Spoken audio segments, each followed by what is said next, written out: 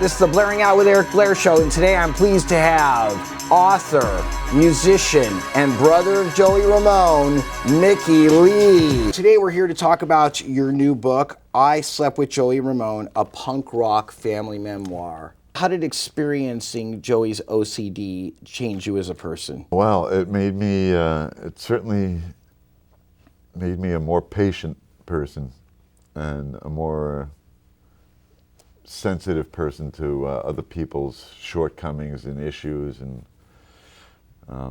maybe not so much at the time, but afterwards, because when you're living with somebody with OCD and you have, you're 12, 13, 14 years old, you got your own issues and your own problems and your own dealings with trying to fit in, and especially the way we had lived in different places and had to make new friends and try and fit in already, Oh, you have a brother not only with OCD, but he also, he grew up so fast and was so skinny and a little, I don't want to say odd looking, but I guess, yeah, a little odd, a little freaky looking, and so was I, but he was more freaky looking, and so you worry about being accepted, and at that age you want to fit in. You don't want to be embarrassed by your brother, your mother, your father, and in front of the girls or whatever. Yeah. So that was one way. It affected me in several ways. I guess when you're sharing a room, sharing your life with somebody like that, and they have this problem with turning light switches on and off, with running water, and putting their glasses underneath for hours and hours, it can get you a little crazy yourself, If you're not a little crazy yourself already, and if you are, it can get you crazier, And sometimes I would just finally explode, And also, I had skipped grades in school. I was doing well, and until junior high school, when I started, playing in bands, and became sort of a screw up. But prior to that, I had been skipping grades, and I was getting all the pats on the back, and my brother wasn't. So there might have been some resentment building up on his part as well. But for me, I had to deal with somebody who was keeping me up at night if I was trying to study for the SATs or something, and being in the bathroom for hours with the water running, and as I say, turning light switches on and off. I don't know if you can imagine what that's like, turning the TV on and off, and he had to do these things, but I didn't understand it at the time, and I understood it better after things got so bad for him that he was talking about possibly committing suicide, and that's when he realized himself he needed help. Nobody told him really to go to St. Vincent's, although my mother had been taking him to doctors prior to that who OCD was not a really a recognized illness then. There was no treatment. There wasn't even really a name for it. And so doctors were telling my mother that your son is going to be a vegetable. He's never going to be able to live by himself. He's always going to need to be taken care of, He's never going to function in society on his own. And this was prior to him going into St. Vincent's. So, but after he did go into St. Vincent's, he was diagnosed with slight paranoid schizophrenia, and at least there was some answers as to what was going on, why he was doing these things.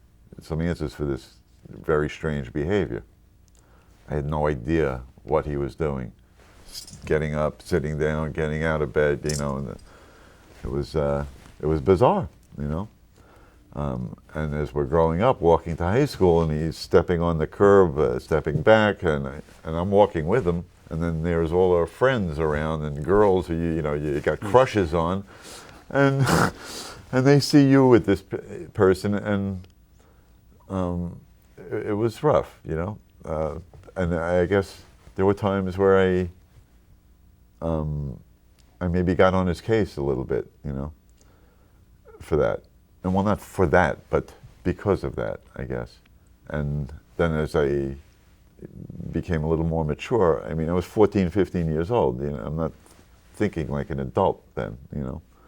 I'm thinking, oh, why can't my brother be cool like, you know, some of these? That's why I became friends with Johnny Ramone, John Cummings. Yeah, John Cummings. When I was 14 years old, somehow I had met John when I was 10, 11 years old. I met Tommy and John as one of my friends had an older brother who was in a band with those guys. The Tangerine Puppets. Tangerine Puppets. Now, going back to Joey, he had O.C.D. He went to St. Vincent's. He was diagnosed. His doctors told your mother essentially he'll never amount to anything. Right. And eventually he went on S.S.I. Yes. Now, how long? At what point? Who made the decision to put Joey on SSI, or did the state make that decision? Well, they don't make the decision that you have to. Nobody's saying you have to do that. Okay. But they made it available to him, so he took it. Yeah. Yeah. Why not? You know? And you didn't have a problem with that? That he was getting money? Yeah. No. Why would I? Some people look down on people that get assistance from the government. Some elitists, some people that don't understand. There's people that don't have to live. But, you know, we're in those talking about situations. a time, as I said, we were kind of hippies, and this is the '60s, and you know, taking money from the government. We're reading things like "Steal This Book" by Abby Hoffman. Yeah. You know, and so taking advantage of the system was not something I looked down on. Okay. You know, no, I thought it was great. You know, the government wants to give you money, take it, man. You know, yeah. So no, that didn't upset me at all. No. And did you see the benefits of Joey getting SSI in his life? Well, at the time, it gave. I guess he was not able to go out and get a job really. Like most people would, you know. He had problems, so it enabled him to be able to go out and buy cigarettes and beer and other things. Yeah.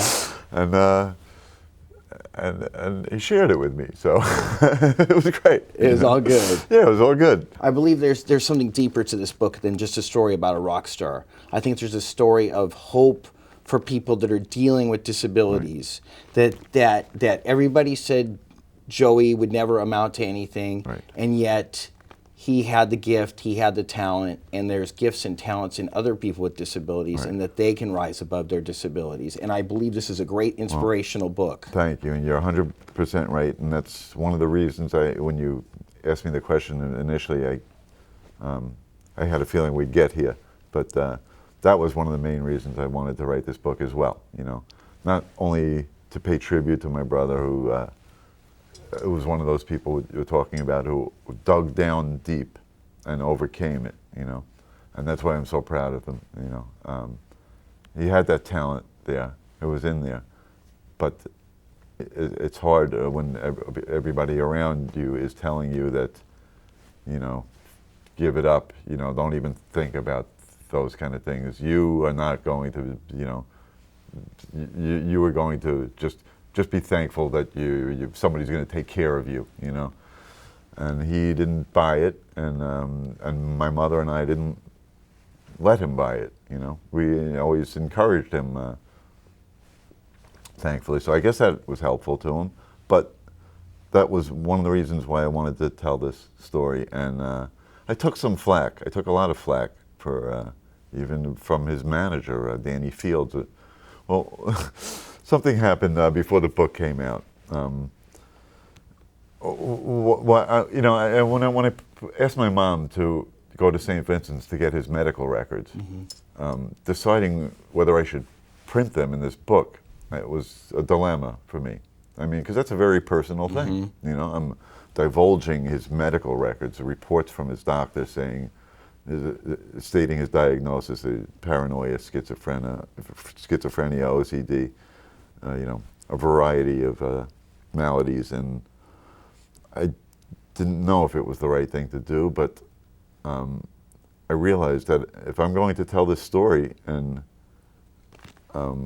make it convincing, or to really show the depths this guy came from and rose himself up from, sprung up from, and I have to show it. I have to show these things that were these low points in his life, the lowest. Mm-hmm. Otherwise, how meaningful is it, you know? So I decided I'm going to print these his medical records. And Legs, prior to the book coming out, about a month prior, he sent it a copy to the New York Post, who has this gossip page, page 6, and they print this thing right on top of it, the psycho side of Joey Ramone, and they talk about how I printed his medical records and stuff like that. And his manager, the first manager, Danny Fields, no offense, Danny, but it's part of the story, and he had also attempted to write a book about Joey, and I guess he couldn't get it off the ground. I don't know, and so for some reason he kind of attacked me about this. You know, how dare you? How could you write this about your brother? This is disgusting, despicable. And he sent a mass email how despicable I am for printing this material, right? So I had to deal with that, and then there's a small group of people that would call themselves his, you know, closest friends. Maybe they are, you know, I don't know. I mean, I do know, but I don't want to say. That seemed to be overly protective, in my opinion, you know. That seemed to have issues with me doing this. But as I say, I knew why I was doing it. And so when the book came out, the very first letter I got was from a 17-year-old girl who said, thank you so much for... Yes. Yeah, exactly, Yes. That's what I said. Thank you so much for printing Joey's medical records. I've been diagnosed with at least a dozen illnesses similarly to this, and reading that was so inspiring and encouraging to me. It changed my life. This is like the first letter I got. That's you know? awesome. And I said, oh, you know, thank God, man. You know, I did the right thing. You know, because it actually helped this girl, and that's what you're talking about. And since then, I received several other letters like that, and about you know, after reading your book, I went right to the phone and called my sister and my brother, or my, you know. So the message came through that I wanted to get across, and that's, you know, the most important thing. The Blaring Out Show.